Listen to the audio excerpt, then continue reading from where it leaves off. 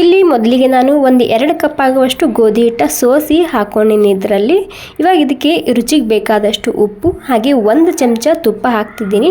ತುಪ್ಪ ಇಲ್ಲ ಅಂದರೆ ಸ್ಕಿಪ್ ಕೂಡ ಮಾಡ್ಬೋದು. ಅದ್ರ ಜೊತೆಗೆ ನಾನಿಲ್ಲಿ ಕಲರ್ಗೋಸ್ಕರ ಸ್ವಲ್ಪನೇ ಅರಿಶಿನ ಹಾಕ್ತಿದ್ದೀನಿ. ಅರಿಶಿನ ಹಾಗೂ ತುಪ್ಪನ ಸ್ಕಿಪ್ ಕೂಡ ಮಾಡ್ಬೋದು. ನಾರ್ಮಲ್ ಆಗಿ ಚಪಾತಿ ಹಿಟ್ಟು ಯಾವ ರೀತಿ ನಾದ್ಕೊತೀವೋ ನೋಡಿ ಅದೇ ರೀತಿ ಸ್ವಲ್ಪನೇ ನೀರು ಹಾಕೊಂತ ಹಿಟ್ಟನ್ನ ನಾದ್ಕೋಬೇಕು. ತುಂಬಾ ರುಚಿಯಾಗಿರುತ್ತೆ. ಈ ರೆಸಿಪಿ ಮಕ್ಕಳಿಗೆ ತುಂಬಾ ಇಷ್ಟ ಆಗುತ್ತೆ. ಹಾಗೆ ನಿಮಗೆ ಏನಾದರೂ ಸ್ವೀಟ್ ತಿನ್ಬೇಕು ಅನಿಸ್ತಿದ್ರೆ ಒಂದ್ಸಲ ಈ ರೆಸಿಪಿನ ಮಾಡಿ ನೋಡ್ಬೋದು. ತುಂಬಾ ರುಚಿಯಾಗಿರುವಂತಹ ಹೊಸ ರೆಸಿಪಿ ಇದು.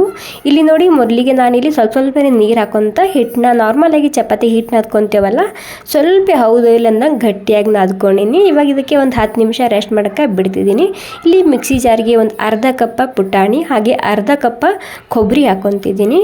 ಹಾಗೆ ಒಂದು ಅರ್ಧ ಕಪ್ ಆಗುವಷ್ಟು ಬೆಲ್ಲ ಹಾಕ್ತಿದ್ದೀನಿ. ಅಂದರೆ 3 ಅರ್ಧ ಕಪ್ ಹಾಕೊಂಡಿನಿ ನಾನಿಲ್ಲಿ.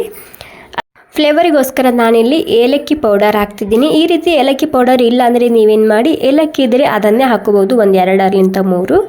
ಇಲ್ಲಿ ನಾನು ಸ್ವಲ್ಪನೇ ಕಾಜು ಹಾಕ್ತಿದ್ದೀನಿ. ಕಾಜು ಬೇಕಿದ್ದರೆ ಸ್ಕಿಪ್ ಕೂಡ ಮಾಡ್ಬೋದು ಇದ್ರೆ, ಅಥವಾ ಬಾದಾಮ್ ಹಾಕೋಬೋದು, ಅಥವಾ ಕಾಜು ಬಾದಾಮ್ ಇಲ್ಲ ಅಂದರೆ ಸ್ಕಿಪ್ ಕೂಡ ಮಾಡ್ಬೋದು. ಇವಾಗ ನೋಡಿ ಎಲ್ಲನೂ ಸ್ಮೂತಾಗಿ ರುಬ್ಕೊಂಡು ತೊಗೊಂಡಿದ್ದೀನಿ. ಈ ರೀತಿ ರುಬ್ಕೋಬೇಕು, ತರಿಯಾಗಿರಬಾರ್ದು, ಈ ರೀತಿ ಸ್ಮೂತಾಗಿ ಇರಲಿ. ಇವಾಗ ಕಡಾಯಿನಲ್ಲಿ 1 ಕಪ್ ಆಗುವಷ್ಟು ಇಲ್ಲಿ ಬೆಲ್ಲ ಹಾಕ್ತಿದ್ದೀನಿ. ಅದ್ರ ಜೊತೆಗೆ ಒಂದು ಅರ್ಧ ಕಪ್ ಆಗುವಷ್ಟು ನೀರು ಹಾಕ್ತಿದ್ದೀನಿ.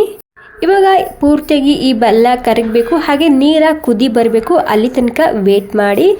ನೀರು ಕುದಿ ಬಂದಾದಮೇಲೆ ಅಂದರೆ ಬೆಲ್ಲ ಕರಗಿದ ಮೇಲೆ ಇದಕ್ಕೆ ಜಸ್ಟ್ ಒಂದು 3 ನಿಮಿಷ ಮೀಡಿಯಮ್ ಗ್ಯಾಸ್ನಲ್ಲಿ ಅಥವಾ ಸ್ಲೋ ಗ್ಯಾಸ್ನಲ್ಲಿ ಕುದಿಸ್ಕೊಂಡು ತೊಗೋಬೇಕು. 3 ನಿಮಿಷ ಕುದಿಸಿದ್ರೆ ಏನಾಗುತ್ತೆ, ಲೈಟಾಗಿ ಈ ಪಾಕ ಸ್ವಲ್ಪ ಗಟ್ಟಿಯಾಗುತ್ತೆ. ಅಷ್ಟಾದ್ರೆ ಸಾಕು ನಮಗೆ. ಇಲ್ಲಿ 1 ಎಳೆ ಪಾಕ 2 ಎಳೆ ಪಾಕ ಬೇಕಿಲ್ಲ ನಮಗೆ. ಇವಾಗ ನೋಡಿ ಪೂರ್ತಿಯಾಗಿ ಬೆಲ್ಲ ಕರಗಿದೆ. ಕರಗಿದ ಮೇಲೆ ಒಂದು 3 ನಿಮಿಷ ಆಗೋ ತನಕ ಹಾಗೇ ಸ್ಲೋ ಗ್ಯಾಸ್ನಲ್ಲಿ ಕುದಿಸ್ಕೊಂಡಿದ್ದೀನಿ. ಸ್ವಲ್ಪ ಅಂಟಾಗಿದೆ, ಅಷ್ಟಾದ್ರೂ ಸಾಕು. ಇವಾಗ ಇಲ್ಲಿ ಕಡಾಯಿನಲ್ಲಿ ಮತ್ತೆ ಎಣ್ಣೆ ಹಾಕ್ತಿದ್ದೀನಿ. ಸೊ ಎಣ್ಣೆ ಬಿಸಿಯಲ್ಲಿ, ಇವಾಗ ಎಣ್ಣೆ ಬಿಸಿ ಆಗೋ ತನಕ ನಾನಿಲ್ಲಿ ಪೂರಿ ಮಾಡ್ತಿದ್ದೀನಿ. ಮೊದಲಿಗೆ ನಾರ್ಮಲ್ ಆಗಿ ಚಪಾತಿ ಹಿಟ್ಟು ಹಿಡಿತೇವಲ್ಲ ಅದಕ್ಕಿಂತ ಒಂದು ಸ್ವಲ್ಪ ಕಮ್ಮಿ ಹಿಡ್ಕೊಂಡಿನಿ. ಅಂದರೆ ಪೂರಿಗಿಂತ ಒಂದು ಸ್ವಲ್ಪನೇ ಜಾಸ್ತಿ ಆಗಿರಬೇಕು. ಇವಾಗ ಇಲ್ಲಿ ನಾರ್ಮಲಾಗಿ ಪೂರಿ ಯಾವ ರೀತಿ ಮಾಡ್ಕೊತೀವಿ ನೋಡಿ ಅದೇ ರೀತಿ ಇದು ಕೂಡ ಲಟ್ಟಿಸ್ಕೊಂಡು ತೊಗೋಬೇಕು. ಸ್ವಲ್ಪ ದಪ್ಪನೇ ಇರಲಿ, ಜಾಸ್ತಿ ತೆಳ್ಳಗೆ ಲಟ್ಟಿಸ್ಕೋಬಾರ್ದು. ತುಂಬ ಈಸಿಯಾಗಿ ಮಾಡ್ಕೋಬೋದು ಈ ರೆಸಿಪಿ. ಮಕ್ಕಳಿಗಂತೂ ತುಂಬಾ ಇಷ್ಟ ಆಗುತ್ತೆ ಈ ರೆಸಿಪಿ. ಸೊ ಮಿಸ್ ಮಾಡ್ತೀವಿ, ಒಂದ್ಸಲ ಟ್ರೈ ಮಾಡಿ ನೋಡಿ. ಮಕ್ಕಳು ಅಷ್ಟೇ ಅಲ್ಲ, ದೊಡ್ಡವರು ಕೂಡ ತುಂಬಾ ಇಷ್ಟಪಟ್ಟು ತಿಂತಾರೆ. ತುಂಬ ರುಚಿಯಾಗಿರುತ್ತೆ. ಓಕೆ ನೋಡಿ, ನಾನಿಲ್ಲಿ ನಾರ್ಮಲಾಗಿ ಪೂರಿ ಯಾವ ರೀತಿ ಕರಿತೇವಲ್ಲ ಅದೇ ರೀತಿ ಇದು ಕೂಡ ಈ ರೀತಿ ಎಣ್ಣೆಯಲ್ಲಿ ಇದನ್ನು ಕರ್ದು ತಗೋಬೇಕು.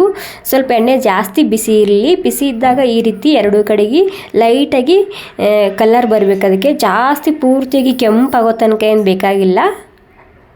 ಓಕೆ, ಎಲ್ಲ ಪೂರಿ ಇದೇ ರೀತಿಯಲ್ಲಿ ನಾನು ಕರ್ದು ಸೈಡಿಗೆ ಎತ್ತಿಟ್ಕೊತಿದ್ದೀನಿ. ಒಂದು 6 ರಿಂದ 7 ಪೂರಿನ ನಾನಿಲ್ಲಿ ಒಮ್ಮೆನೇ ಕರಿತಿದ್ದೀನಿ. ಸೊ ಇದೇ ರೀತಿ ಎಲ್ಲ ಪೂರಿ ನೀವಿಲ್ಲಿ ಕರ್ಕೊಂಡು ತೊಗೋಬೋದು. ಓಕೆ ನೋಡಿ, ನಮ್ಮ ಪೂರಿ ರೆಡಿಯಾಗಿದೆ. ಇವಾಗ ಸ್ವಲ್ಪ ಎಲ್ಲಿ ದಪ್ಪನೇ ಇಲ್ಲಿ, ಅಂದರೆ ಜಾಸ್ತಿ ತೆಳ್ಳಗಿರಬಾರ್ದು, ದಪ್ಪನೇ ಲಟ್ಟಿಸ್ಕೊಂಡು ಈ ರೀತಿ ಎಣ್ಣೆಯಲ್ಲಿ ಕರ್ದು ಸೈಡಿಗೆ ಎತ್ತಿಟ್ಕೊತಿದ್ದೀನಿ. ಇಲ್ಲಿ ಪಾಕ ಕೂಡ ನಾನು ಮುಚ್ಚಿಟ್ಟಿದ್ದ ಸ್ವಲ್ಪ ಬಿಸಿ ಆಗಿರಬೇಕು, ಅಂದರೆ ಉಗುರು ಬೆಚ್ಚಗಾಗಿರಬೇಕು ಅಷ್ಟೇ, ಜಾಸ್ತಿ ಬಿಸಿ ಕೂಡ ಇರಬಾರ್ದು. ಇವಾಗ ಏನಿಲ್ಲ, ಈ ಪಾಕದಲ್ಲಿ ಈ ಪೂರಿನ ಈ ರೀತಿ ಹಾಕಬೇಕಾಗುತ್ತೆ. ಓಕೆ ನೋಡಿ, ಎಲ್ಲನೂ ಇದೇ ರೀತಿ ಒಂದೇ ಸಲ ನಾನಿಲ್ಲಿ ಪಾಕದಲ್ಲಿ ಪೂರಿನ ಹಾಕಿ ಸೈಡಿಗೆ ಪ್ಲೇಟ್ನಲ್ಲಿ ಹಾಕಿಡ್ತಿದ್ದೀನಿ. ಅಂದರೆ ಇಲ್ಲಿ ಉಗುರು ಬೆಚ್ಚಗಿರಬೇಕು ಈ ಪಾಕ ಅಷ್ಟೇ.